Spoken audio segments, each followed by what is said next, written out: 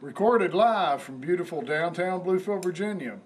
It's the next installment of the New Graham Knives Knife Show.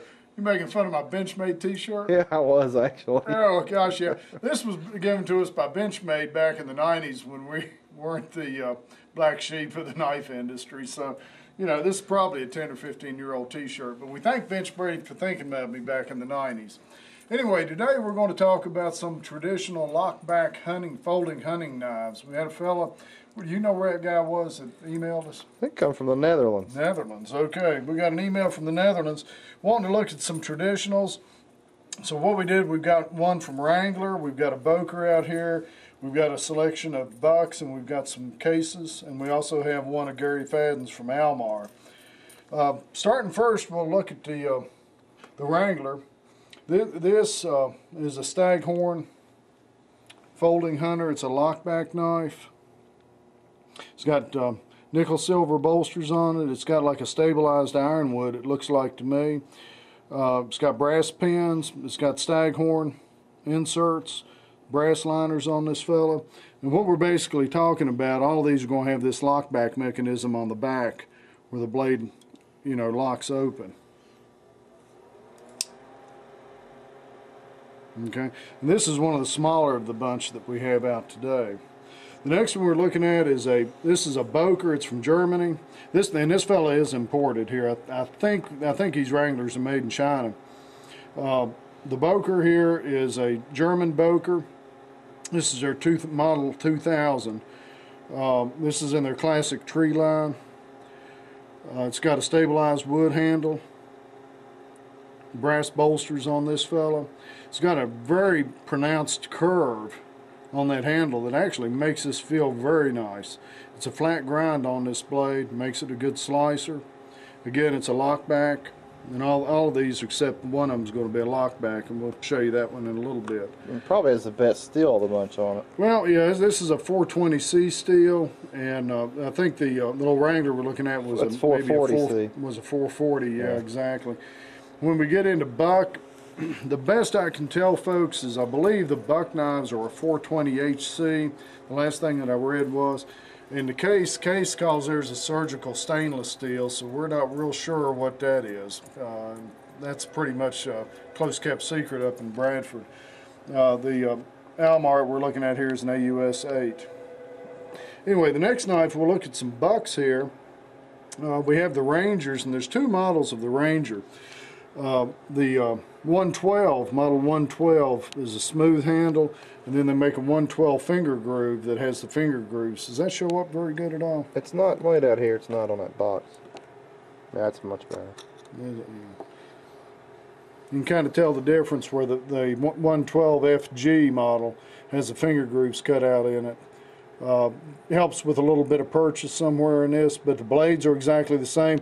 Again, this is a stabilized wood that they use. The stabilized woods, you know, for people that don't know, what they do is it's a process they put these woods through so that they don't shrink and crack, or at least reduces the tendency for it to shrink and crack during environmental changes as with dryness or humidities.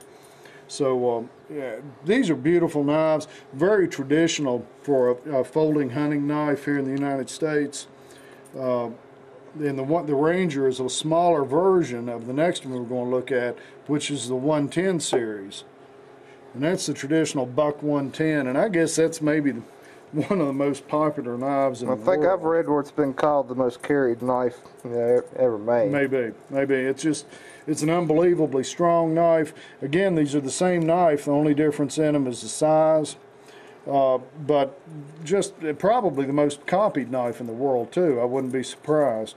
But it's been bread and butter for buck for decades. It truly has. And all the buck knives now are made out in Idaho. Hooray for the people from Idaho. And they seem to be doing a real good job. Tommy and I were talking about the fact that all of these knives that Buck is putting out now are bows heat treated. And that has given a lot of improvement to their edge retention and the strength of those knife blades. They have really come a long ways, you know, looking back from, you know, maybe in the 80s. Oh, you got in close, didn't you? Woo, yeah. I've been fighting the flu here, so I apologize if my voice is a little raspy, you know, or if I look like I'm running a fever. It's been tough. You got to keep working even if you're sick. So anyway, staying with Buck, now Buck also goes out and embellishes, and this is an aftermarket. This was not done by a Buck custom shop, but this was an aftermarket embellishment of a Buck 110. They've still got the stabilized wood here. You can see some jet in here and some coral, turquoise, and then mother of pearl laid in. It's done on both sides. Done on both sides of it. They've also gone in and done file work along the back of this thing. Does that show up pretty good? Mm-hmm. You see the file work on that.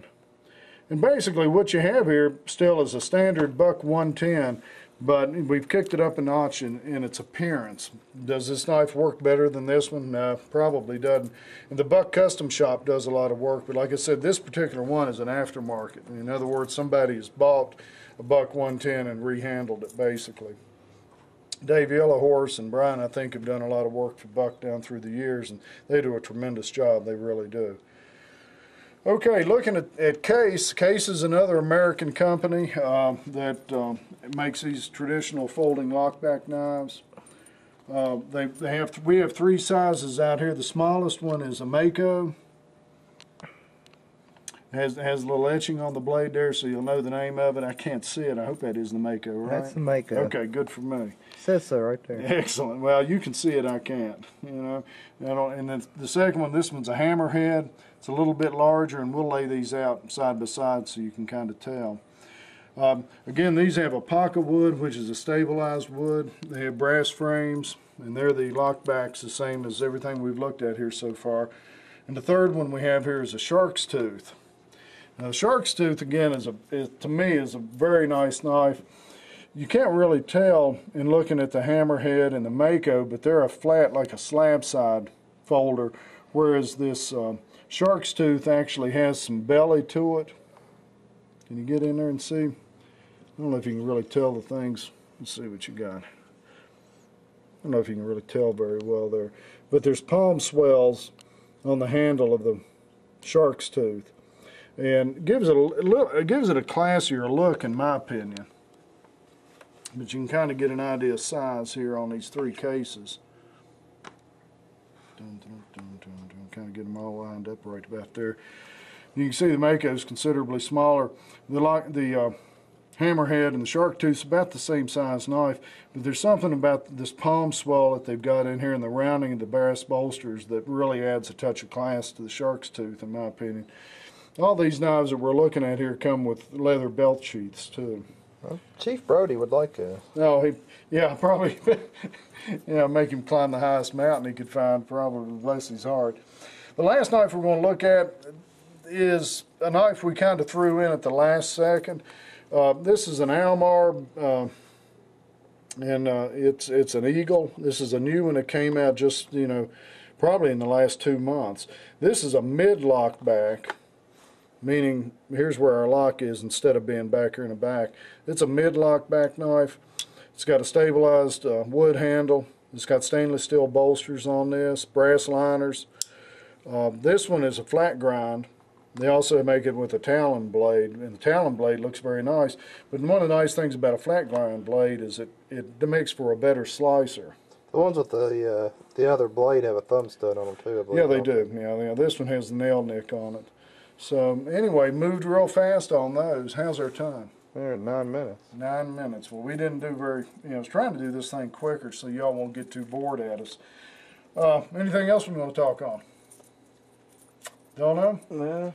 I was looking to see if we had any of the Yellow Horse knives just to show in with those, but I don't see any.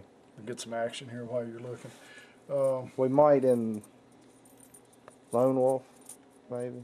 Yeah, we do have some lone wolves back here. They're done by the Yellow Horse boys, and Yellow Horse does a bang up job. And truly, I don't know. This is like Mr. X that did these. I'm not real sure who even did this. But they did a good layout, job. but they did a real good job on this, you know.